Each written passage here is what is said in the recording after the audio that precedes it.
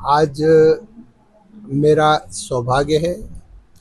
कि हमारे भाऊ बरादरी के प्रधान नरेंद्र जी और श्याम जी ने हमको देवस्थान के बारे में पहले बहुत कुछ सुनाया था कि इस तरह से वहाँ मेल होती है और प्रतिवर्ष हज़ारों की संख्या में लोग आते हैं। परंतु आज स्थान पर आना और एक स्वयं आंखों से प्रत्यक्ष रूप से देखना एक बहुत ही अद्भुत अनुभव है। जो आपका प्रश्न है, बॉर्डर बेल्ट है, आने वाले समय के लिए ऐसे जो ओकेजन्स होते हैं जिसको हम मेल कहते हैं, मेल से मेला शब्द भी बन जाता है, जिसमें एक बहाने के रूप में मैक्सिमम बिरादरी इकट्ठी होती है, कोई कहीं कोई कहीं। तो इससे क्या होता है कि एक संगठन को मजबूती मिलती है, और मजबूती चाहे घर हो, चाहे हमारा गांव हो, चाहे देश हो, हर जगह हमें संगठन की आवश्यकता है। और एक मजबूत संगठन की आवश्यकता है, एक आदर्श संगठन की आवश्यकता है। और बाबा अच्युत की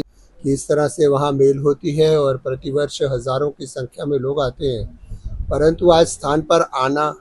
और एक स्वयं आंखों से प्रत्यक्ष रूप से देखना एक बहुत ही अद्भुत अनुभव है। जो आपका प्रश्न है, बॉर्डर बेल्ट है, आने वाले समय के लिए ऐसे जो ओकेजन्स होते हैं जिसको हम मेल कहते हैं, मेल से मेला शब्द भी बन जाता है, जिसमें एक बहाने के रूप में मैक्सिमम बिरादरी इकट्ठी होती है, कोई कहीं कोई कहीं। तो इससे क्या होता है कि एक संगठन को मजबूती मिलती है, और मजबूती चाहे घर हो, चाहे हमारा गांव हो, चाहे देश हो, हर जगह हमें संगठन की आवश्यकता है। और एक मजबूत संगठन की आवश्यकता है, एक आदर्श संगठन की आवश्यकता है। और बाबा अच्युत देव जी का स्थान इस प्रकार के नरेंद्र जैसे युवाओं के प्रयासों से जब यहाँ मेले लगते हैं तो वहाँ संगठन तो होता ही होता है, लेकिन संगठन को एक विचार मिलता है, एक मजबूती मिलती है, एक ताकत मिलती है, ताकि हम अपनी कौम के लिए तो काम करें ही करें, उससे ऊपर उठ करके हम देश के लिए और विश्व शांति के लिए भी इसी तरह से हम काम कर सकें। मैं इस मेल को इसी दृष्टि से देखता हूँ, और आने वाले समय में जो मैं अनुभव कर रहा हूँ एक गुरु होने के नाते, क्योंकि इस समय में मैं महानिर्वाणी अखाड़ा में आचार्य महामंडलेश्वर पद पर हूँ, तो इसलिए जो मैं एक आचार्य होने के नाते महसूस करता हूँ कि ये बहुत स्थान आगे विकसित होगा, बहुत ही आगे युवाओं को लेके जाएगा। और इसमें एक चीज़ मैंने और देखी कि जिन बच्चों ने बहुत अच्छी परफॉर्मेंस किसी भी क्षेत्र में दिखाई, चाहे वो क्रीड़ा क्षेत्र है, चाहे वो नृत्य क्षेत्र है,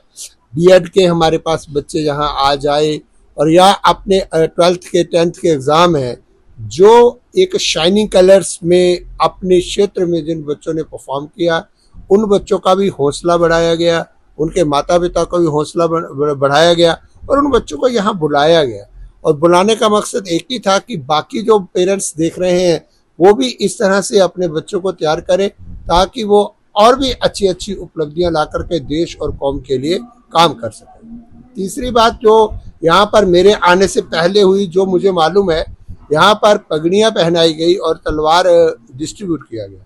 तो तलवार जो है ये इस श्लोक को सार्थक करती है जो भगवान कृष्ण ने गीता जी में कहा, यदा यदा ही धर्मस्य ग्लानिर्भवति भारत अभ्युत्थानम अधर्मस्य तदात्मानं सृजाम्यहं परित्राणाय साधूनां विनाशाय च दुष्कृतां धर्म संस्थापना अर्थाय च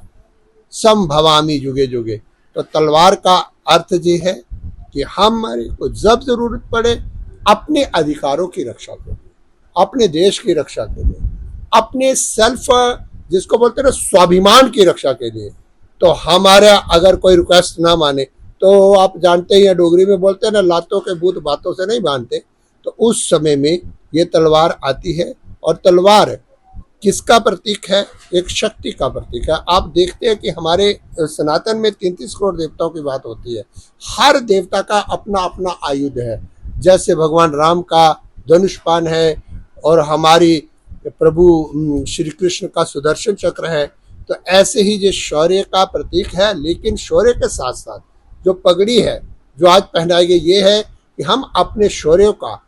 उपयोग प्रदर्शन के लिए ना करें, उदाहरण देता हूं, महाभारत में जब अर्जुन ने दिव्यास्त्रों की प्राप्ति स्वर्ग से कर ली तो सभी भाई बड़े उत्सुक थे कि भैया आप तो इतने दिव्यास्त्र हम लोगों ने कभी देखे नहीं, आप चला के तो दिखाओ। जैसे ही अर्जुन अनुसंधान करने लगे दिव्यास्त्रों को, आकाशवाणी होती है, सावधान अर्जुन, ये अस्त्र शस्त्र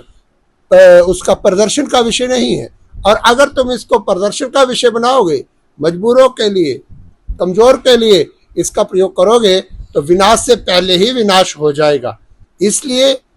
पगड़ी साथ में रही। उसका मतलब है कि हम अपनी तलवार का प्रयोग विवेक पूर्वक करें, धैर्य पूर्वक करें, और जब हमें जरूरत पड़े तो इतना हम में सहनशीलता भी होनी चाहिए जहां तक हम मैक्सिमम क्षमा कर सकें, हम क्षमा कर सकें। ये तो लास्ट बिंदु है। और वीर भोग्या वसुंधरा, जो विवेक और ताकत, शरीर और एजुकेशन क्या है, it is all round development of mind, body and soul. तलवार और पगड़ी दोनों का मिश्रण होगा तो हमारा माइंड भी स्वस्थ हो रहा है, पगड़ी शोभा बना रही है, और तलवार का मतलब है हम फिजिकली भी फिट हैं। मोदी जी ने भी कहा खेलो इंडिया, खेलो और स्वस्थ रहो और अपने को आगे बढ़ाओ। ऐसे मेले होने चाहिए। इस मेले तो बहुत होते हैं, लेकिन इस तरीके से जहां बच्चों को विवेक मिले, विचार भी मिले, उनकी बौद्धिकता स्तर को एप्रिसिएशन भी मिले, और उनको शारीरिक बल रूप से मजबूत होने का, अर्थात स्वास्थ्य का। और एक बहुत बड़ी बात, इस मंच से जो आज एक संदेश गया एंटी ड्रग्स, मैंने नशा मुक्ति के लिए, और अभी हम कुछ दिन पहले कश्मीर में थे तो लाल चौक पर बहुत बड़ी रैली हुई, शंकराचार्य जयंती हमने अटल पीठाधीश्वर जी की अध्यक्षता में अभी कश्मीर में मना करके आए।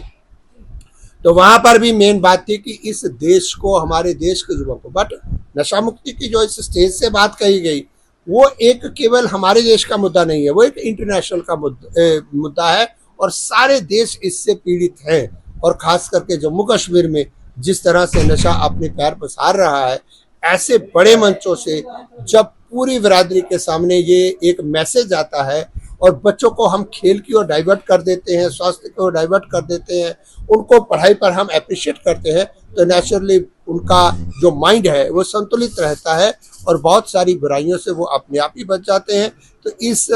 मेल को, बाबा अच्युदेव के पवित्र स्थान को, और इस पवित्र मंच को, और इस मंच को, इस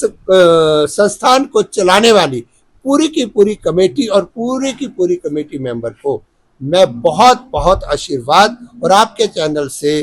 पूरे विश्व को एक मैसेज देना चाहता हूं कि ऐसे मंच गांव के स्तर पर, देश के स्तर पर, इंटरनेशनल स्तर पर आए, जहां बड़े बड़े आचार्य और बुद्धिजीवी आकर के लोगों का मार्गदर्शन करें और हम लोग अपनी संस्कृति और अपने संस्कारों को जाने और उनमें जिए। यही मैसेज मेरा।